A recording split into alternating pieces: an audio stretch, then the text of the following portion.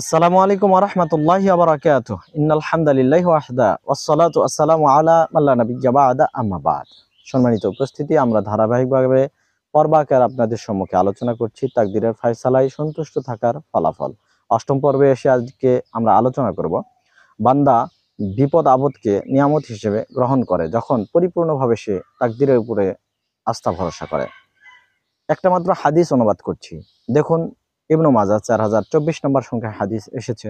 আবু সাঈদ খুদরি রাদিয়াল্লাহু আনহু হতে বর্ণিত। তিনি বলেন, একদা রাসূলুল্লাহ সাল্লাল্লাহু আলাইহি ওয়াসাল্লাম জ্বরে আক্রান্ত হলে আমি তাকে দেখতে গিয়ে কথা প্রসঙ্গে জিজ্ঞাসা করলাম, ইয়া রাসূলুল্লাহ, হে আল্লাহ রাসূল সাল্লাল্লাহু আলাইহি ওয়াসাল্লাম, আইয়ুন নাসি আশাদ্দু বালাআন, মানুষের মধ্যে হতে সবচেয়ে বিপদগ্রস্ত কারা? তিনি বললেন, আল আম্বিয়াউ, নবী রাসূলগণ। আমি এরপরে বললাম, সুম্মা মান, তারপরে কারা? তিনি বললেন, সুম্মা সালিহুনা, এরপরে সালেহ নেককার ব্যক্তিগণ।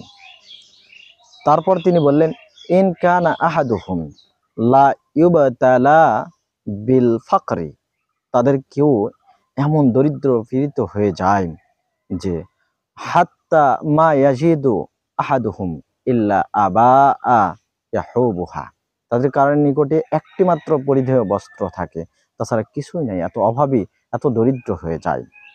ওয়াইন কানা আহাদুহুম লা ইয়াফরাহু বিল বালাই, এরপরেও তারা বিপদগ্রস্ত হলে এতটা বেশি খুশি হয়, কামা ইয়াফরাহু আহাদুকুম বিররাখাই, তোমাদের কেউ সম্পদ পেয়ে যে পরিমাণ খুশি হয় সেই পরিমাণ খুশি ওই ব্যক্তি হয়। সুবহানাল্লাহ। সম্মানিত উপস্থিতি, চিন্তা করুন, কোনো ধন সম্পদ নেই, একটি মাত্র কাপড়, তারপরেও সেই ব্যক্তি খুশি হয় কিসে? বিপদে পতি হতে হলে। কার মতো? যেমন আমাদের মধ্যে কেউ সম্পদ পেয়ে যে পরিমাণ সন্তুষ্ট হয়, খুশি হয়। সুবহানাল্লাহ। সম্মানিত উপস্থিতি, তাহলে বোঝা গেল আমরা যারা নিজেদেরকে সালেহ ব্যক্তি হিসেবে প্রতিষ্ঠিত করতে চাচ্ছি, তারা বিপদে পতিত হলেও কিছু পাওয়ার মতো সন্তুষ্ট থাকবে, কিছু পাওয়ার মতো সে রাজি খুশি থাকবে। তাই আসুন তাকদীরের প্রতি সন্তুষ্ট থাকি। আল্লাহ তাওফিক দান করুন, আমিন। ওয়া আখিরু দাওয়ানা আনিল হামদুলিল্লাহি রাব্বিল আলামিন।